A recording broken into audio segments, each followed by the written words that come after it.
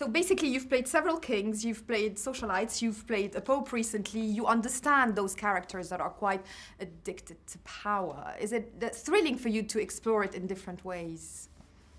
Absolutely. Absolutely. I mean, that's why I guess I keep going back to work. You know, what's interesting is every character has a different perspective, just as every human has a different perspective on where they're at, on the world around them, on the people that they engage with. And I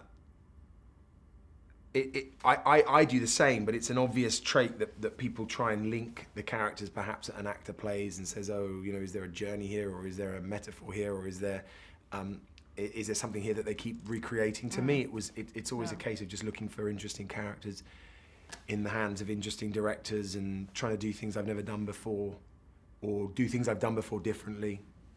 Well, and this one, what's really great is that, you know, it does mix the kind of very philosophical approach that all the folk tales about King Arthur is about, and then the pure entertainment that, you know, comes with a Guy Ritchie stylized film. Do you enjoy that mix?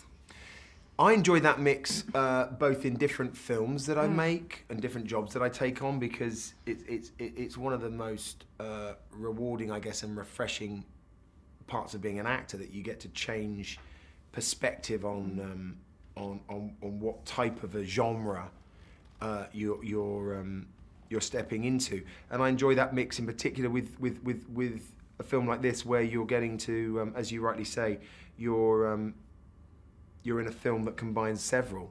Yeah.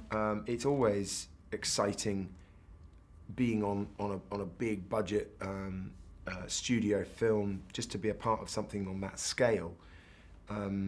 And it's nice to be on something that scale that also everyone wants to sort of think about and try and apply a little bit of cerebral process to. Yeah, and think of Faust when you're in a big blockbuster film. I like that a lot, I mean, especially when he goes through. Is it important to always also learn a skill, you know, in every film? What kind of skills do you learn on a film like King Arthur? I mean, you learn the skills that are necessary for the part. And no,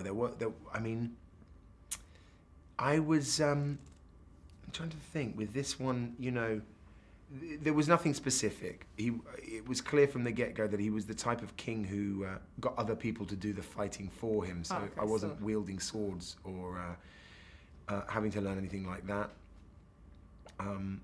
So sometimes the skill is just trying to understand the character and convey the character honestly and with as much complexity and richness as possible. That's called acting talent. That's it's also for good everyone. Acting, yeah. And can we talk about the unavoidable excitement of playing Dumbledore? We can. I mean, I don't have a lot I can say. I know that it is an unavoidable. I know that it's happening. Yeah. I haven't read anything. I can't tell you anything because I don't know much. I'm very happy to be part of this family. You're a Harry Potter fan, or your family? Absolutely. I started with book 1, reading to my children when they were very little. And we read all of them until by the end they were reading them and I was reading them side by side, seeing who could finish them the first. Trying not to give away secrets as we got ahead of the other, and the films too. And a particular fan of Fantastic Beasts. I didn't know what to expect. I don't think the world knew what to expect, but I thought it was quite brilliant. And it was such a joy to see the Wizarding World in another era, in another country. So yeah, I'm thrilled to be a part of it.